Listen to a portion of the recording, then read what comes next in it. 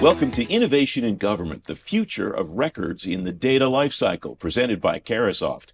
I'm your host, Francis Rose. The National Archives and Records Administration says it sees, quote, encouraging progress toward fully electronic federal government record keeping. The acting director of NARA, William Fisher, says 2025 is a benchmark year as more agencies meet the mandate to go all digital records-wise. On this program, you'll learn about the risks and opportunities for records information management and how to leverage new technologies to take advantage of those opportunities. Alec Whys of Carahsoft, Nate Hughes of ARMA International, and Mike Radigan of Data Evolution are here to begin the conversation. Gentlemen, welcome. Thanks for joining me today. Alec, I start with you. I keep hearing people thinking about records as data instead of as some records category that's off to the side. What's the implication of that for agencies that are involved in records management, data management? Yeah, well, I mean, we're currently in the age of AI today, and data is pretty much the entire focus of having an effective AI. So I think moving forward, right, being able to tap into these records and have data sets, right, that are set up in a way to make that process more efficient is critical. I mean, the last 10 years or so, well, probably longer than that, actually, we've seen a focus heavily on big data analytics, right, data prep. And so in government, there's also a lot of funding that's been pointed in that direction. And so sort of getting rid of this artificial segmentation that exists in the minds of government employees is critical to moving this industry forward in a way that it's going to allow us to adapt and continue to grow. So yeah, I think it's going to be pretty important that we find a way to get people to start thinking about records themselves, not as a separate conversation entirely, but as a subset or a sunsetting phase of the data management lifecycle. What is driving that in the minds of the practitioners and in the minds of the people who use these records as data to make decisions in government? Sure. I think it's the need to sort of stay on the forefront of the evolution of how we're managing and taking advantage of the data itself, right? So, historically, these records have been files and boxes in the basement of some office building, but that's not the case anymore, right? And it was the first, iteration of the Trump administration that introduced legislation and things like, M1218, where that was the first significant push for agencies to start adopting electronic records and converting those paper records into electronic formats. And so, we see it as an opportunity also for this administration to sort of check the box, right, on a successful win around an initiative that they originally brought to the table. So, we see it as a chance to kind of move the needle forward a little bit. Nate, welcome. It's good to have you on the program. You've studied pretty extensively the governance piece of this. In a broader context around data, chief information officers are typically the tip of the spear. There's a CDO that usually reports to the CIO and so on. What's the implication for that structure and what the CIO is responsible for from a records management perspective as this merger of records and data kind of matures? Sure. I mean, it's a top-down thing that has to be in place to really be successful at these programs. Alec was talking about the data and the highlights of that and how that integral piece is part of the bigger puzzle. And we look at it from ARMA International's perspective as a broader program, information governance as a whole, records, data, it all, funnels up. And the only way that those programs are ever successful is when they have a true top-down, all-in, approach to things, and getting the CXOs, CIOs, all those people in there and gathered and behind the projects, and the ways to get that data and the records in a way that it's actually useful and meaningful. It's the only way that we ever see success in that. What are the ways that managing this type of data are different potentially from the other ways, the other types of data that agencies are managing? Or is it all the same as one starts to think about it all as data? And I think that's the biggest thing out there. It's all kind of the same. You have to have the same approach to everything that you're doing. We highlight certain things that are hot button topics and records on this or information or data on that. Now that we're getting into actually implementing and looking to do something with that data and those records with AI, and actually not just saying we can access that and we have that information, but being able to tell a story with that and develop programs around that.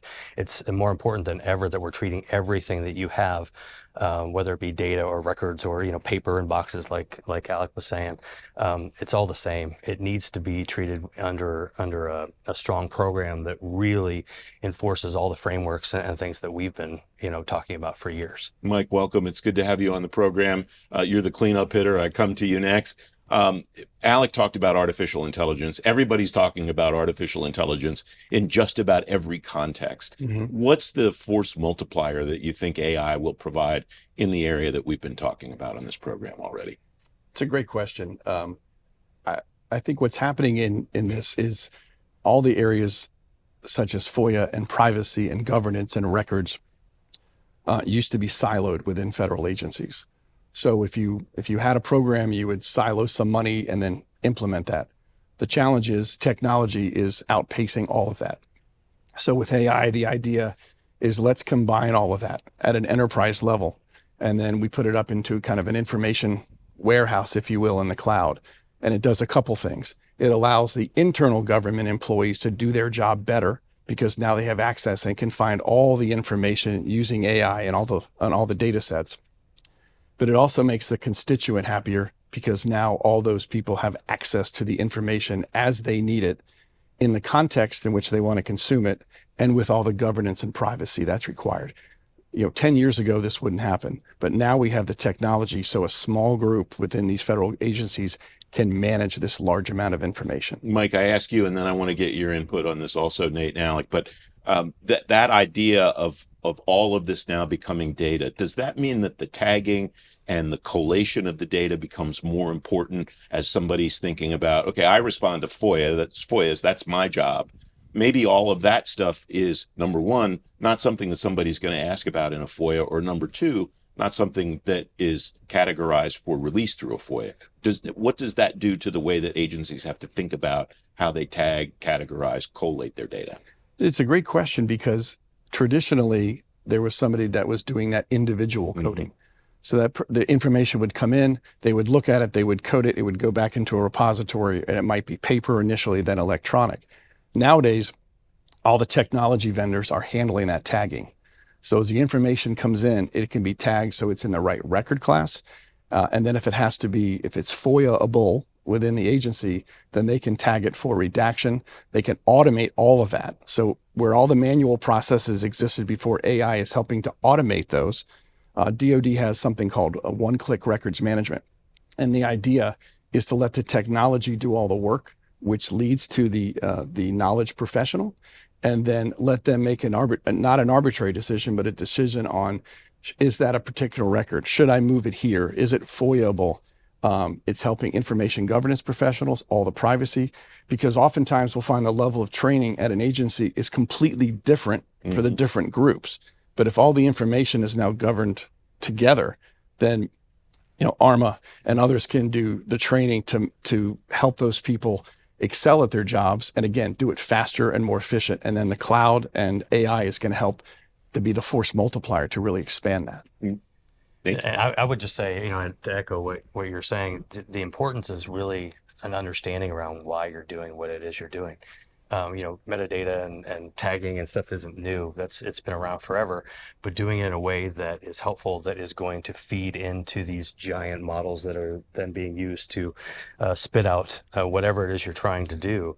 If you don't know what you're doing or don't understand why, even every bit of every function of every organization needs to understand what it means to get their information or their data or their records into a place where we can access it and use it in a way that is meaningful. But now more than ever, it's those concepts of why we're doing what we're doing that we need to make sure that are concrete before you move down a path where you've gone all this way with a bunch of junk, a bunch of trash that's not going to help you in any way, shape, or form.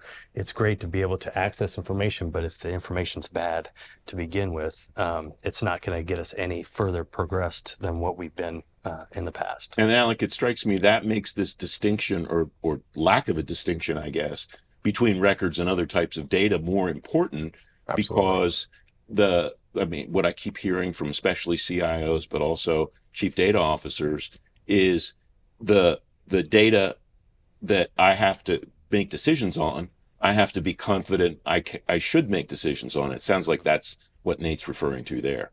Yeah, 100%. I mean, Mike spoke to it earlier. We've had a bit of I guess, a issue, we could call it, or a problem where a lot of these agencies have had to rely on either a single point of failure, and by that I mean one records manager or a small office, right, who are going in and doing all the tagging and making sure the back end taxonomies are appropriately structured and that all the data is situated where it needs to be, right? But the other option is you have every single person in the entire organization trying to manage their own individual records, right? And that just introduces a lot of confusion, a lack of consistency. And so it becomes a lot harder to be able to manage this stuff. And so, I think coming in, and we talked a little bit about AI earlier, I think that's going to be a big piece of this in the not too far away future. It's in this industry, it's kind of unique in that AI is both a problem and a solution to that problem, in the sense that, for the first time, we're seeing something that can create, unique and creative content that needs to be tagged appropriately, needs to be, stored and filed away in the proper manner. But typically only humans have been able to create that kind of content. So we're looking at a bit of a tsunami coming at us of just rich data, and how do we manage that, right? How do we prepare ourselves for this big windfall? And funny enough, AI and, things like the one-click records or at a DoD, right? Those are the strategies that we're going to have to figure out how to get in front of and implement so that we can prepare ourselves for this big windfall. Nate, what does the workforce need to be able to do, capacity-wise or capability-wise, as this all starts to change in the way that we've talked about it so far? That's an interesting question. I mean, what we've tried to do from an organizational perspective is put together this council, for the public sector, at least the federal sector, this Federal Advisory Council, to hear what we need to be doing, and getting our business partners together, getting the practitioners together, getting the federal records officers together, and pairing that with our organization, with the frameworks and all of the education and training that we have, to figure out how to attack all the problems that we're seeing. They're coming out of this tsunami of everything coming at us with the data and getting it and getting it out the door with AI. So really, we need more people talking about this stuff is really what it is. And I think that's what we've started, in partnership with Carahsoft and this Federal Advisory Council, to be able to have those conversations, to start pushing that up the ladder, to make sure that we are all speaking with one voice around what we need to do and what needs to happen. But to that core is the conceptual frameworks. I keep saying that, but knowing what you're talking about and why you're doing it. We can't have everybody doing things individually, but we have to have an understanding at that level of why they're being asked to do the things that they're doing, to ensure that we're as future-proofed as possible. Nate, Mike, Alec, it's great to have all of you here. When we come back, adding artificial intelligence to the record-keeping technology stack. You'll meet the Pentagon's records officer when Innovation in Government continues in a moment.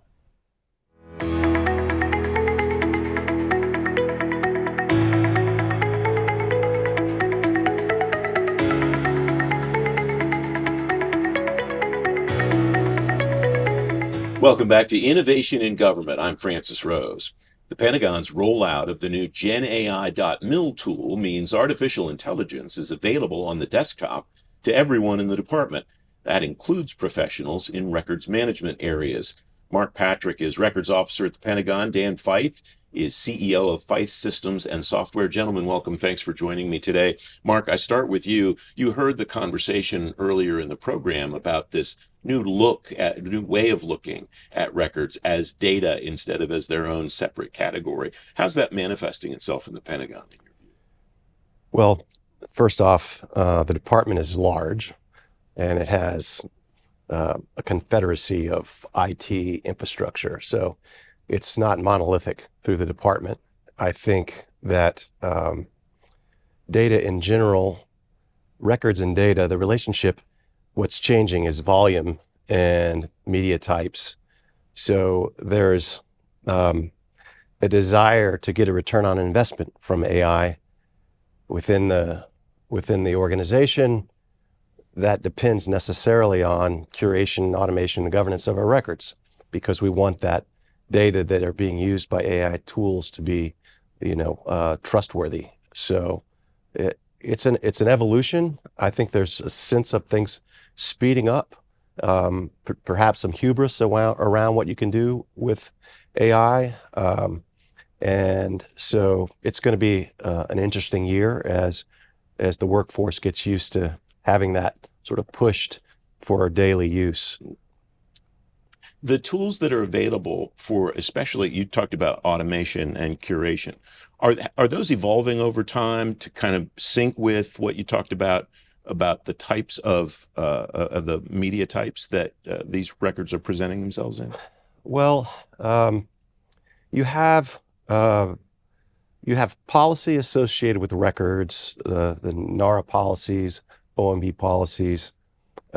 We like to get beyond compliance with our own DoD data strategy that came out in 2023. Curation, automation, and governance is our key goals to that strategy. With regard to AI, it's a critical enabler because given the volume and the complexity, you're going to need that to assist with automation. And there are various ways it could be used.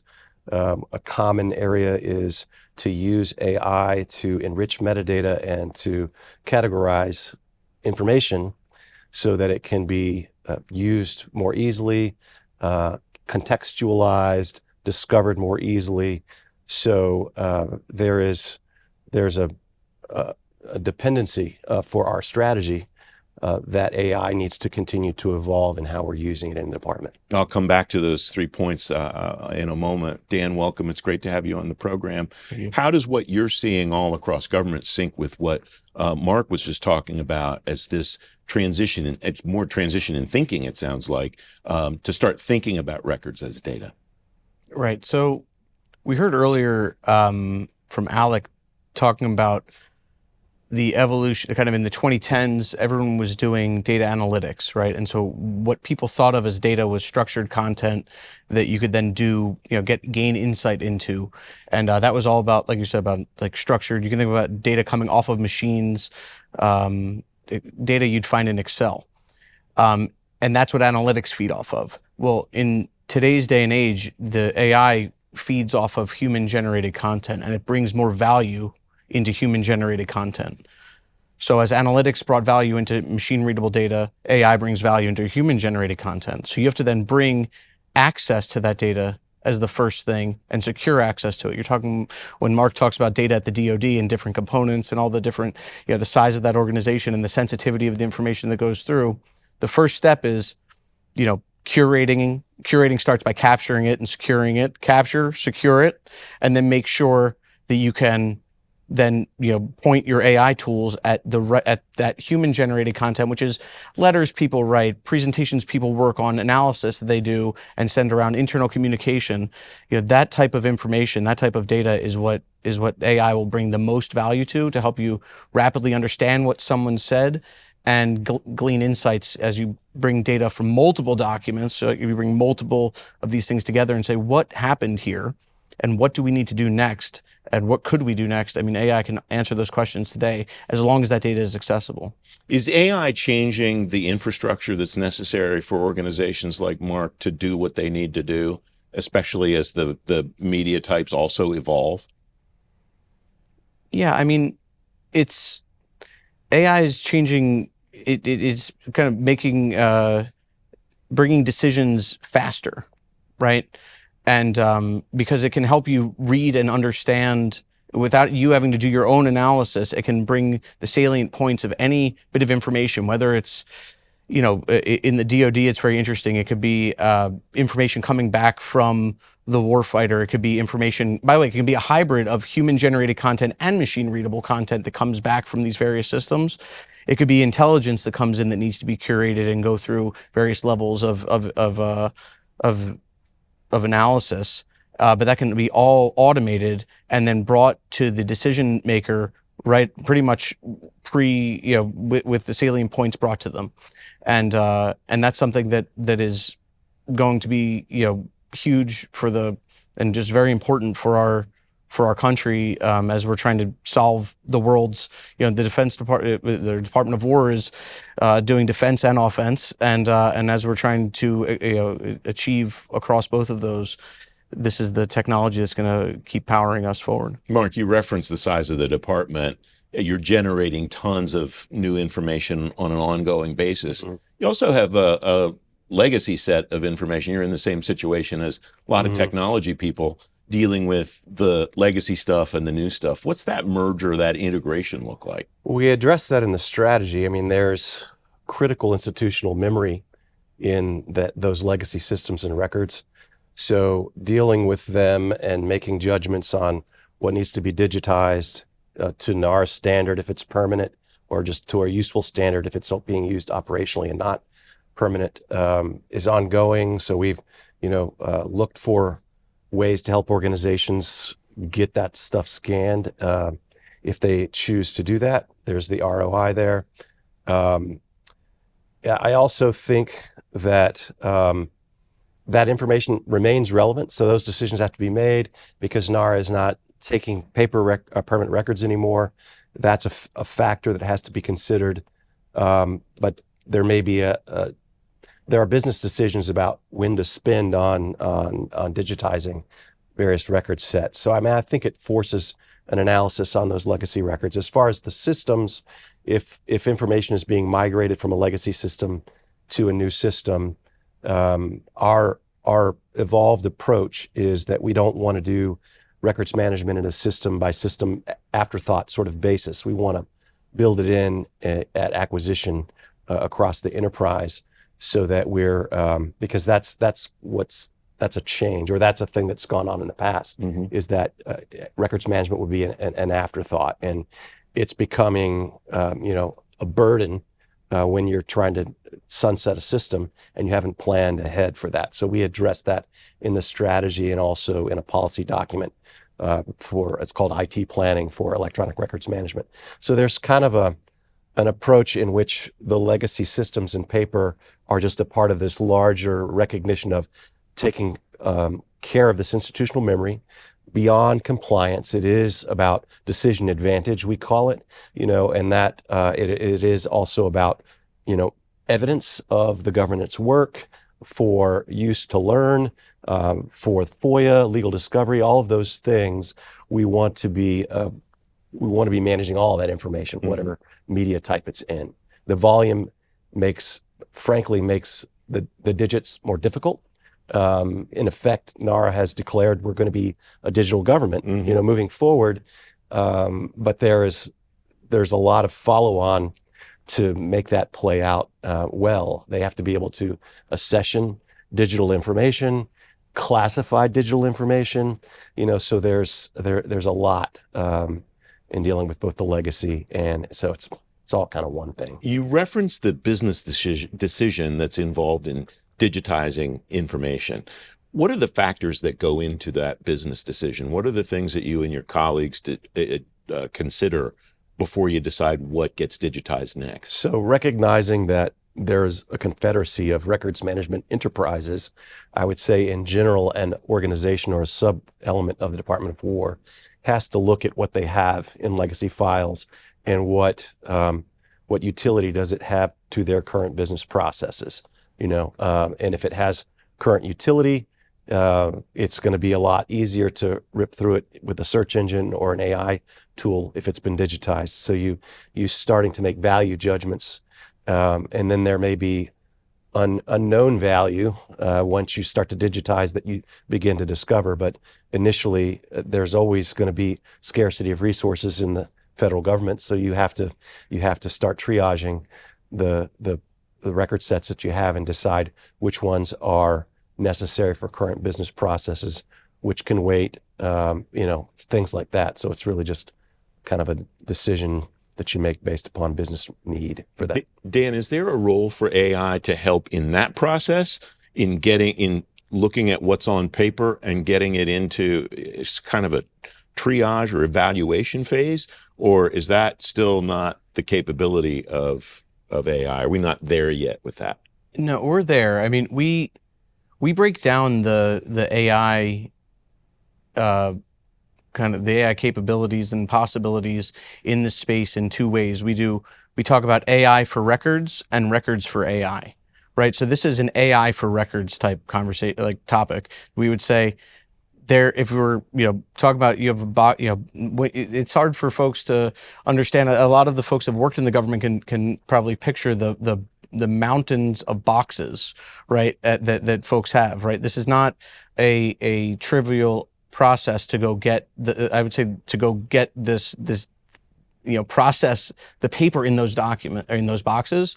But once you can scan them, right, and they're AI in terms of scanning, you're talking about opening up boxes, staples and all the things that go into this. If we've all worked with this kind of thing, whether it's in your attic or in a warehouse with the Ark of the Covenant, there mountains of paper clips, right?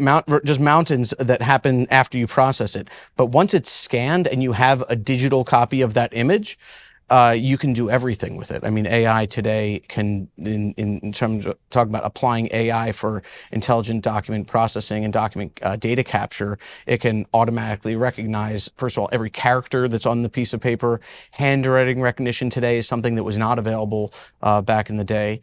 Pretty much auto tagging the data, which means what is important in here, what are the people, places, things, the content, the context of what we're talking about, the key, the salient points in each of these, a summary of that document, and AI can do all of that. It can also, of course, enhance the image itself, which is something that there's all sorts of image enhancements technology. But in terms of digitization, that's definitely one of the things that AI can do for records.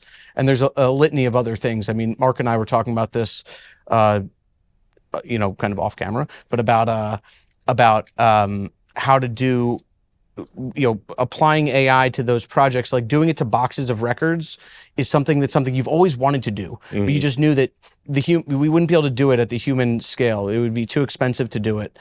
So to at least look at every image and make a decision on what this is and do all this data entry just so you could then use the data later, right?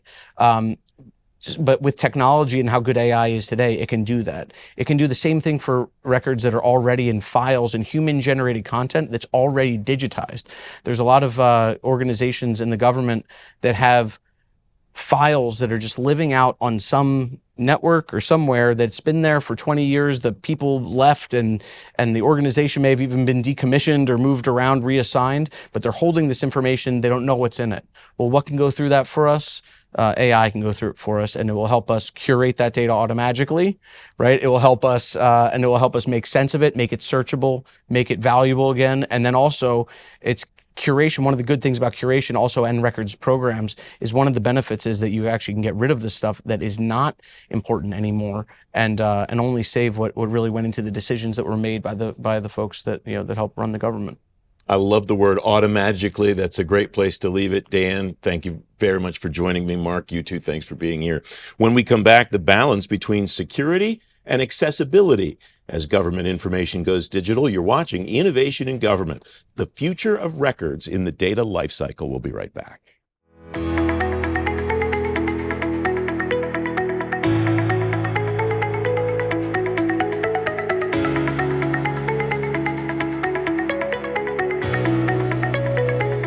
Welcome back. One of the priorities of the Trump administration's new president's management agenda is, quote, ending overclassification of information.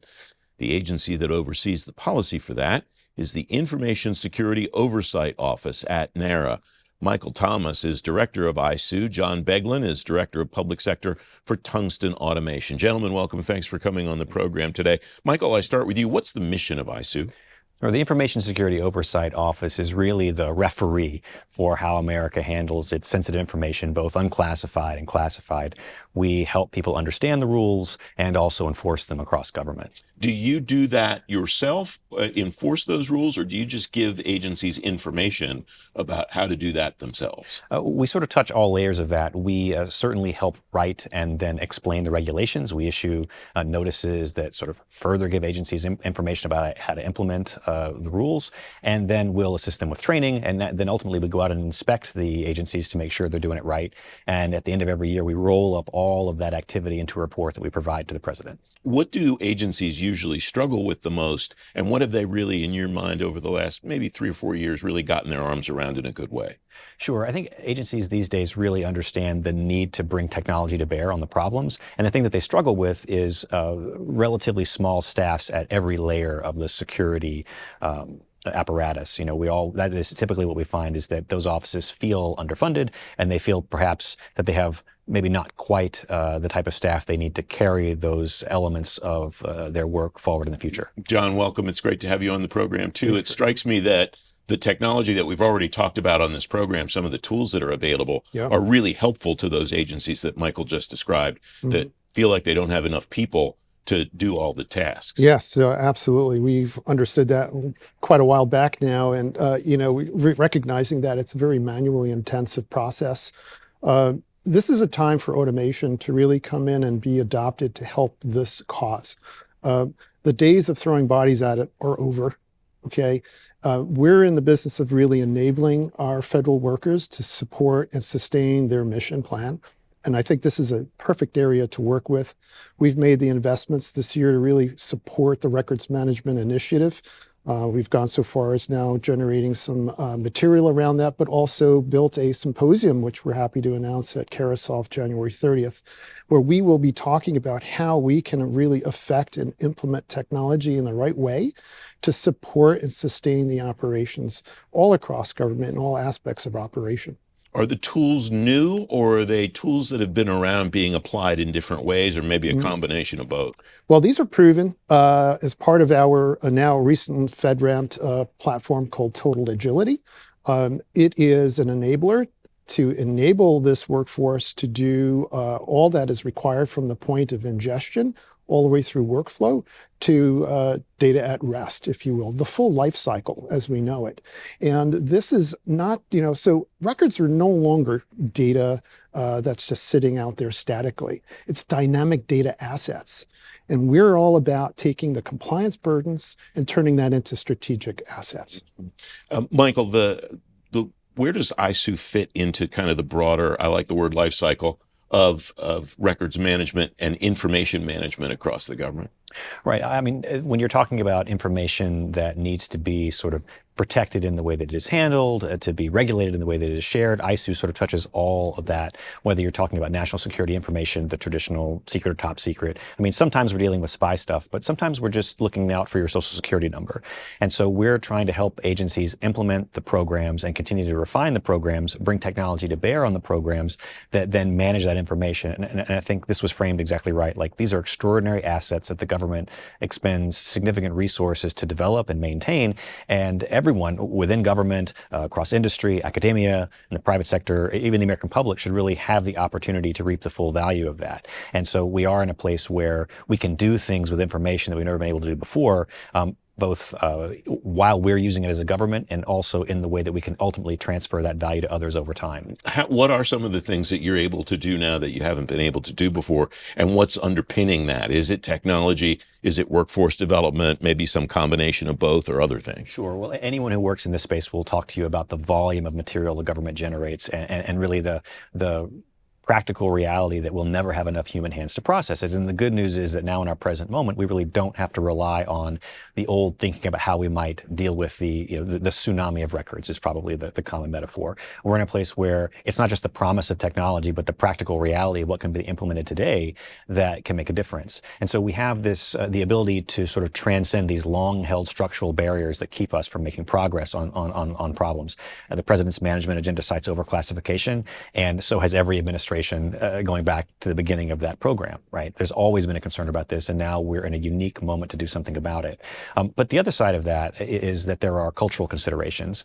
Whether you're talking about a culture of thinking about access to paper records versus the digital sharing of records online to truly get material into public's hands, or you're talking about how the government has traditionally managed risk when it comes to national security information in a way that's going to have to evolve to accommodate automation. I think we can't do it the same way just with new tools. We really have to think about how our processes and our culture within agencies and across the government need to change to reap the full benefits of the moment that we're in. John, you weren't on camera when he was talking about not having enough hands to process it all, Yes. but you were nodding very enthusiastically. I imagine that syncs really well with the reason you're so enthusiastic about automation. So validates everything that we've already addressed with our current install base today. We have many federal customers who have adopted this technology for years now and are enjoying the benefits of scaling out their operations because of this type of technology. So I was nodding in approval with that because we've proven the ROI and we've demonstrated that. We just need to get it in the hands of the rest of our government so that we can make sure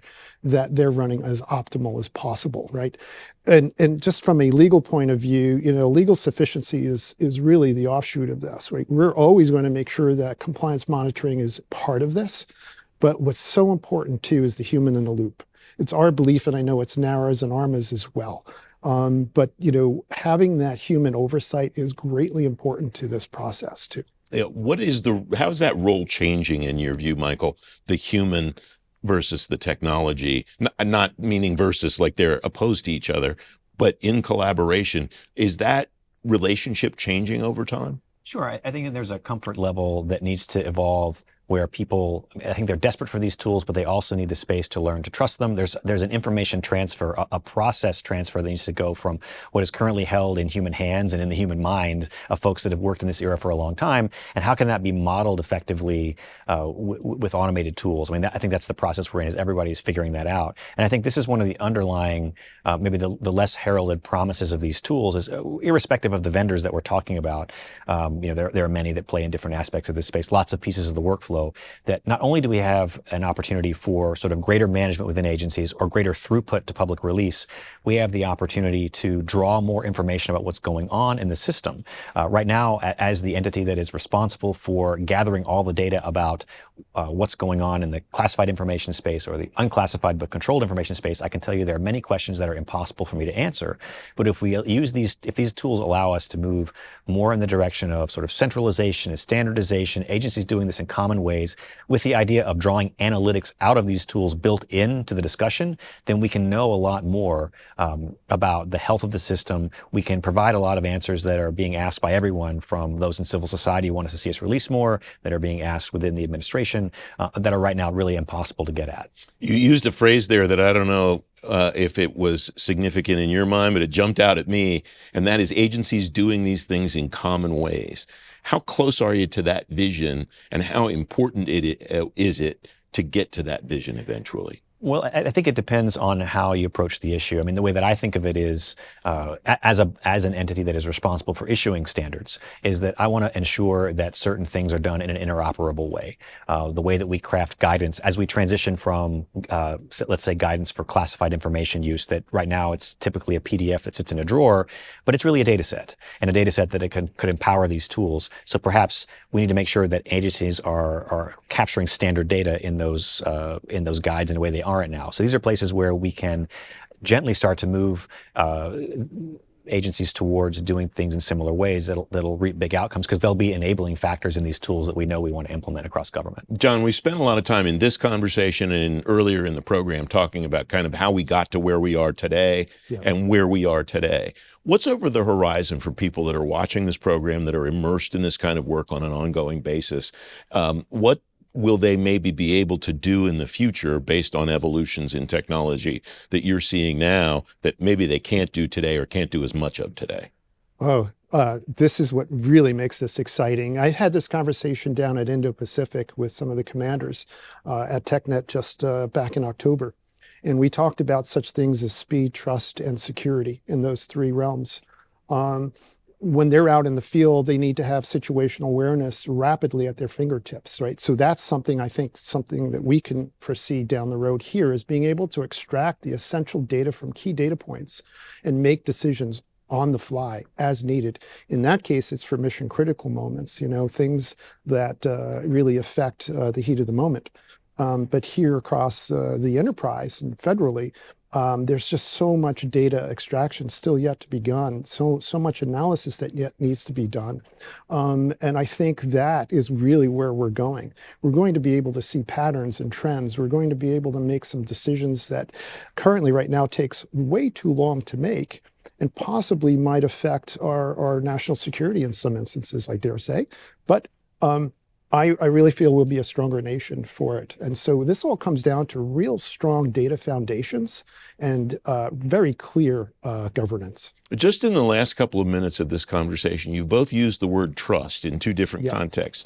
John, you talked about trust in the data that people in uniform have at the tip of the spear. Yes. Michael, you talked about trust in the tools. What builds trust in those areas? In your case, the practitioners that are using those tools, and in your case, the users who are using that data that's delivered to them through these processes. Michael, I'll start with you. Sure. I think it's a great question insofar as agencies, I mean, this is part of historical sort of stovepiping information. Part of that is protecting my information or how I view it and being very cautious about how information moves out of your agency because you want to ensure that the same parameters that you would use to protect it are respected across government. This is not just in the classified information space. This is also in the sort of this controlled unclassified universe. So I think tools like this will help build sort of a quality assurance into that process. From ISO's perspective, while we deal with all the layers of an agency's security, we always look at it through an information lens. So I'm thinking about how the same tools that we're talking about now will also help us to have much more sort of refined and exquisite apportionment of information only to who it should belong to, not just sending a PDF out in an email that can be forwarded anywhere, right? So those are the kind of things that build trust, that information will truly be safeguarded. At the same time, there is the trust on the public side, where the inability to move information through this system, the inability to get a FOIA request processed or a mandatory declassification request, or to see information declassified on the date that was stamped on the tin. There are good reasons why that stuff doesn't happen. It's not an easy process. You've heard from everyone today that these are underfunded, under-resourced areas of government. But that's not necessarily impactful to the public's understanding. So we have gotten to a place where we have eroded trust in the government at large by the inability of these sort of programs to move information through them properly. So I think it's another major area of trust where the tools that we are talking about are not just about how government can use information effectively itself, but how we can transfer the value of that information to the public. This is something that's very unique to the United States. So we are a nation that is founded on the premise that everything the government creates ultimately belongs to the public, and that there is a time and a place that information, they actually have the expectation that information will be released. And I think we have been ultimately not meeting their expectations about what that should look like. And we're facing the consequences now, in part by a degradation in the faith in our institutions. John, we have less than a minute left, but building that trust, what are the components of that in your view? Well, I think essentially it comes down to really adopting the ARMA principles. That's important. Accountability, transparency, all of those maturity model disciplines are important. We adopt that in AI. Look, AI is not going to circumvent the framework. It's there to support that. And I think the human in the loop really is the key element here to make sure and ensure explainability and auditability. John, Michael, it's great to have both of you on the program. Thanks for joining me. You'll get a timeline for how records management's evolved and where it's headed when we come back in a moment. You'll find more innovation in government programs on topics like health IT, cybersecurity, intelligence, and more on demand at fedgovtoday.com. We'll be right back.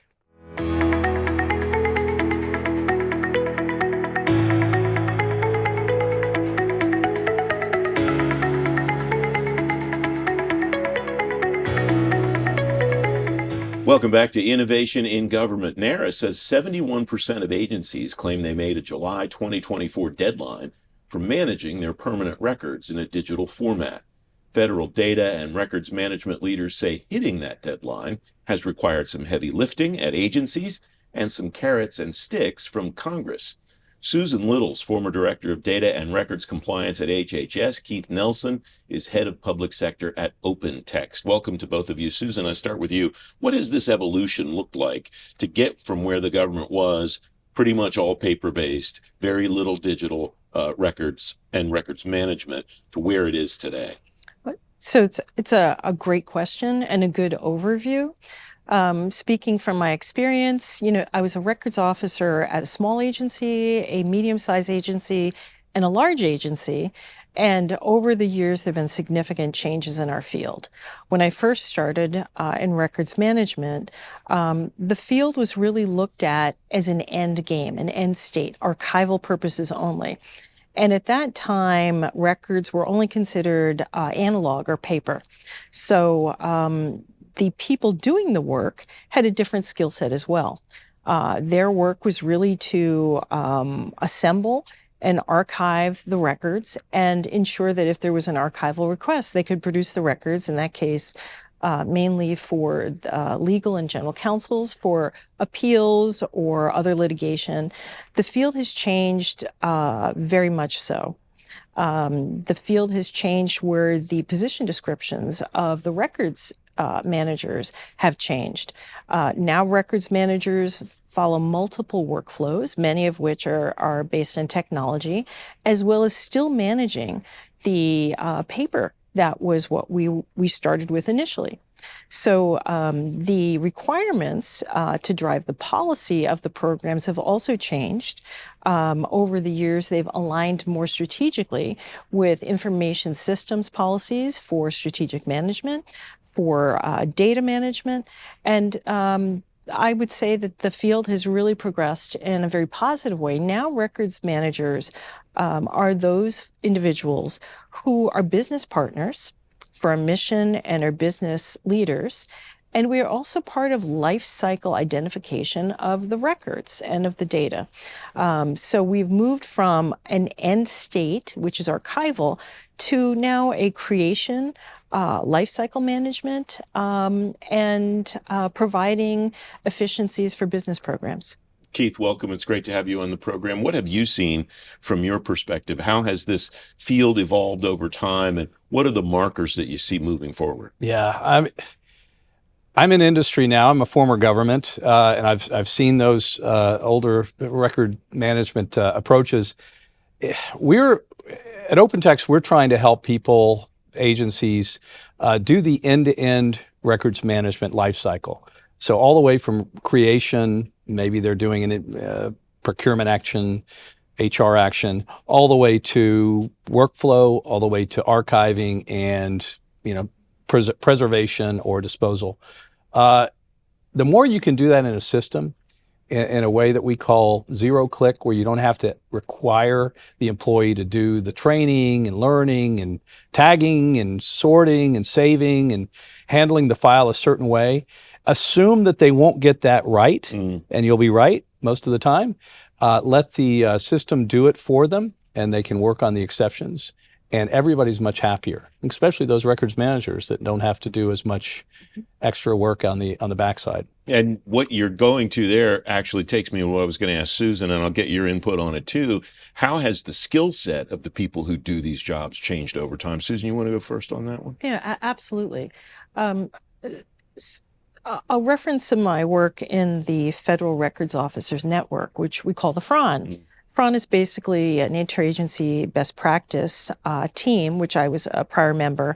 And the FRON provided best guidance on the transition, the implementation of the transition to electronic records management. And one area that we discussed routinely with agencies who participated were position descriptions of records officers and records managers. And how could we, as a community, change the positions from an individual who may have the ability to, follow standard operating procedures, certainly have expertise in more library work, to transitioning to being able to have skills, for example, in, let's say, being a SharePoint system administrator, or someone who may understand the workflow process of archival records processing for chain of control for litigation or for other approvals, and understanding the systems and understanding the back end with the records retention.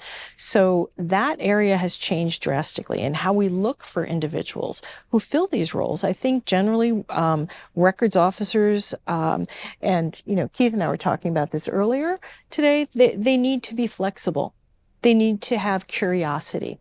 They need to understand that what they do will continue, but how they do it will be determined by the technology changes that come. Is this another case, Keith, like we've seen in a lot of other areas, that as technology has changed it, that the level of change has accelerated, that maybe the last year, and I'm not prescribing this necessarily, but in a lot of cases we see, well, we've had as much change in the last year as we did in the 10 years before that. Is that applicable in this area too? I think so. This is really just taking off like a rocket. And I think the records managers, the records officials, they have the keys to the kingdom of AI.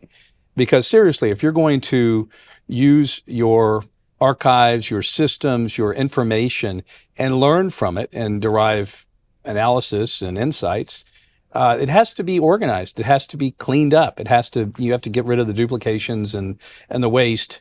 And to organize that and categorize it properly, that's what you need. And so whenever we start talking about AI, the real place that we usually wind up with is AI readiness.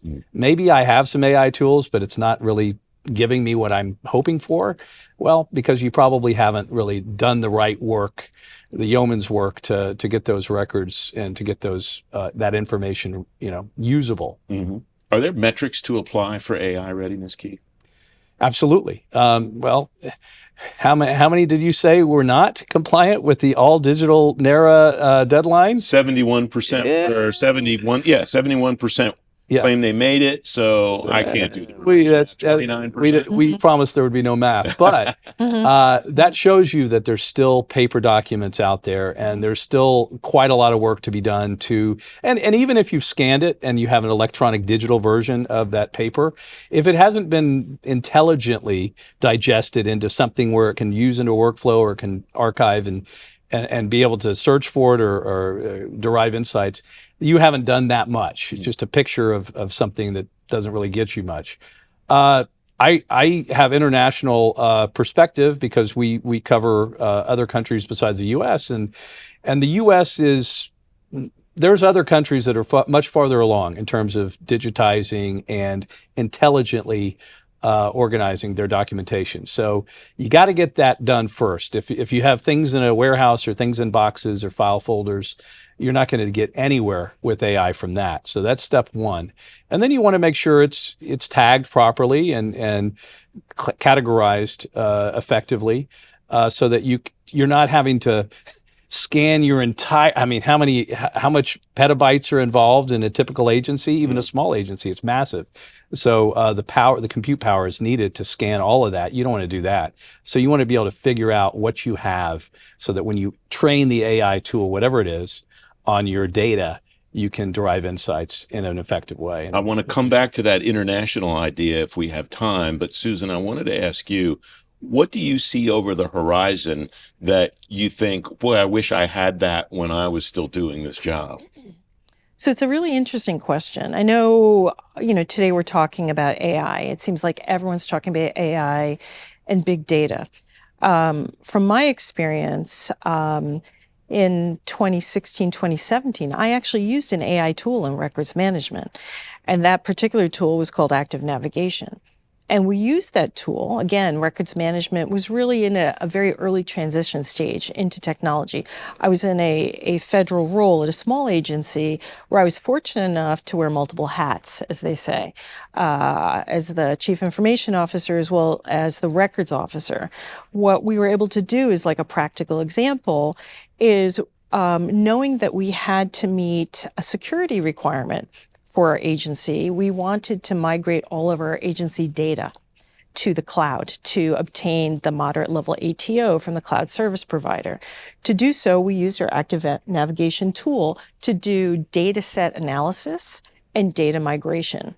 And as part of that, we were able to do a governance perspective of tagging, looking at the key terms that were necessary to identify the records, as well as to determine which records were permanent and which records had long met disposition that could be destroyed for efficiency.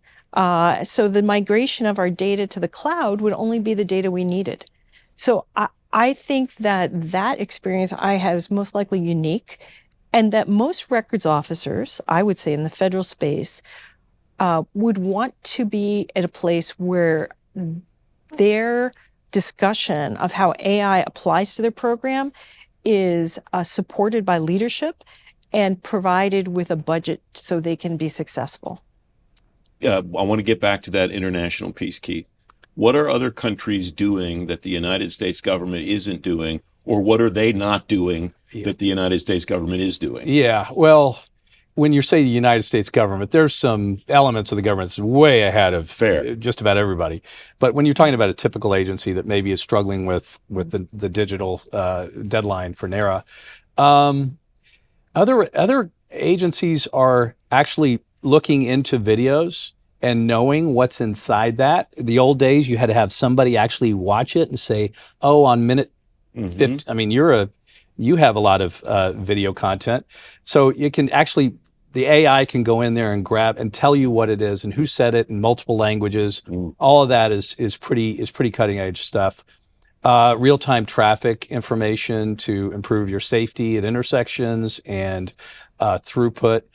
That's happening, and that's a lot of inputs coming in at once, and audio, video, imagery, to be able to kind of get past that and know what's inside and intelligently categorize and classify it and derive insights.